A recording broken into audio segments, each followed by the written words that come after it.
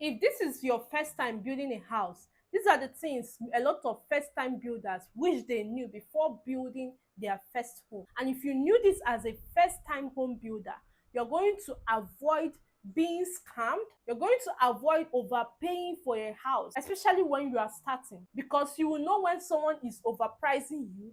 You will also know when someone is scamming you. Even when you are not physically in your location, there is a way to build your house without stress and also avoid being scammed. Now, these are the major mistakes to avoid when building a house, especially if this is your very first time building in Nigeria. One, don't start building before completing your land title. The land you are building is as important as the building itself. So before you are building, make sure the documents of your land is complete. The deed of assignment is given from the right owners, so that you don't start with court case when you are almost half done building your house. Please ensure that you get the right documentations of the land and also register the land so that you don't have any issues even with the government. Two, understanding how to estimate the cost of building. Now, this is the major mistake I see a lot of people making. You start to build a house and you just feel like, okay, let me just be building it small small, let me just be giving small money, we do this. While it is okay, it is important that even before you do that, you know how much a building is going to cost you. And yes, there is a way to know how much any building you want to build is going to cost you. You just have to, first of all, get a quantity surveyor to survey that building and give you the exact amount of money this building is likely going to cost you to complete it.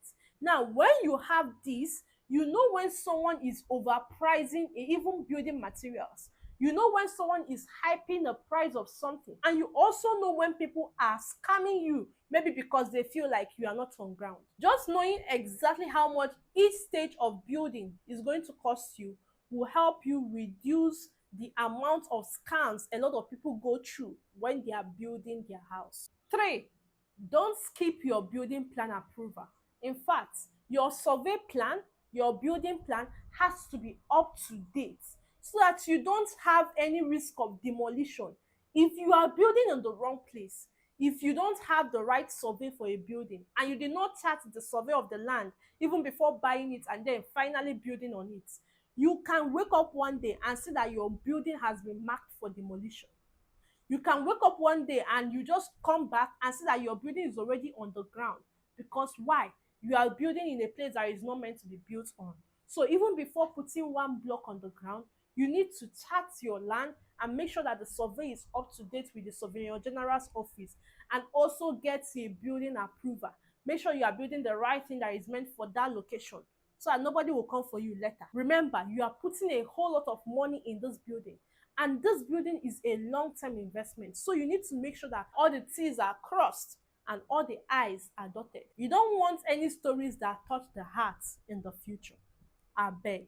Four, avoid hiring artisans and hire professionals. Hiring professionals is going to reduce a whole lot of stress for you. If you are building in Nigeria, it is important you hire a professional, especially when you want to involve your family members in this building. Make sure that a professional who has much more to lose is supervising this building and is also the one that money is going through, so that you don't fall into the stress that a lot of family members put people in when they are building in Nigeria. Avoid hiring artisans and hire professionals. Professionals to make sure that you get quality, and also you don't pay for a particular thing two times, either when it is being done or after it is completed. Remember, it's important to get your building right the first time. If they do mago mago for your building, use inferior materials, or just do anyhow with your building, you're going to pay for that building two times. You're going to repair those damages two times. That is a whole lot of money going down the drain because you didn't do it right the first time. So to avoid these stories, hire professionals, especially people that have much more at stake, much more to lose. People that are building their brands and people that are building their businesses. Hire them. They will give you the quality because they have an integrity to protect. The fifth mistake to avoid is building without doing a soil test first.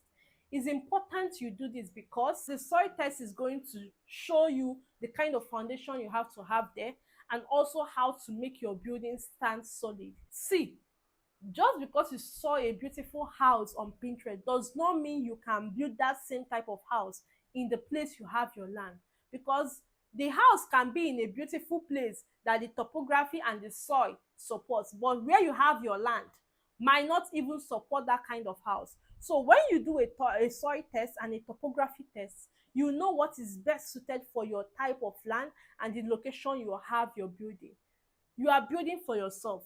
You're not building for any other person, and you are the one that is putting your hard-earned money. So you need to build according to the soil and also according to the topography of the place you bought, so that your building can be solid, and also you don't have to be maintaining your building every single year. Now, the major mistake I see a lot of people make when they are building, especially when they are building their first house, is I see a lot of people building to impress.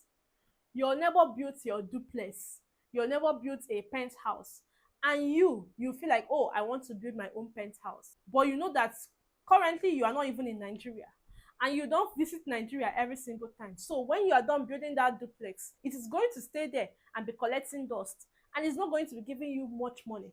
So you are literally building to impress, and you end up building a liability instead of an asset. However, if you stay and think about it, you will see that it is even much better to use that land and also the money you are investing in the building to build a passive income property that will bring you income at least every month or every year. That way, you can even make much more money to put in other projects and build your wealth like that. But when you just feel like, oh, everybody in my neighborhood, everybody has finished building their duplex, let me build my own duplex, forgetting that that duplex is actually not even going to work for you, because you're not even on ground. You're not going to be coming back. So the duplex is literally going to stay there and do absolutely nothing for you. Building like that is one of the major mistakes a lot of people make. You end up putting your hard-earned money, devoting time, energy, going through a lot of stress, only to end up building a liability that will do absolutely nothing for you in a lot of years. So to avoid that, first of all, ask yourself, if I build this house, is it going to be making me much more money, or is it going to be taking much more money away from me? If the answer is a letter, it means that you are building a liability. And if that liability is not being paid for by another asset, if there is no investment you have that is paying for that house that you want to build, then it is a very wrong financial move. It's a very wrong investment move. And truly, it is not worth it. So before you even build a house to live in, especially when you are not on ground, you don't have family on ground, you are not in the country, make sure you have a cash flow asset first that is bringing you money, a cash flow asset first that is replenishing the money you are spending every single month, sending to your family, sending to your friends, and also using for yourself. Have a cash flow asset first. And when you have enough cash flow asset to support your lifestyle, you can go ahead and build your luxury homes. That way, it will be much more beneficial, and you also enjoy it more because you are reaping the fruit of your labor. I hope this was helpful. Now, if you're looking to build in Nigeria and in Port Harcourt specifically, and you want to know the kind of things you can build right now that will give you consistent passive income, go ahead and watch the video I'm going to link on the description of this video. It's going to give you much more insight on the things you can build right now in Nigeria and in Port Harcourt to make consistent monthly, quarterly, and yearly income building in Nigeria. Hope this was helpful. Now, if you're seeing me for the very first time, my name is Josie Nadi. I'm your realtor in Port Harcourt, specialized in shortlets and building passive income projects. And if you're looking to build in Nigeria, whether now or in the future, and you want insights, information that will help you in your building project, and also tips on the best ways to go about your building projects, then go ahead and subscribe to this channel, and welcome to the family. And if you found value in this video, do well to give us a thumbs up and also share with your family and friends. I will see you in the very next video. Bye.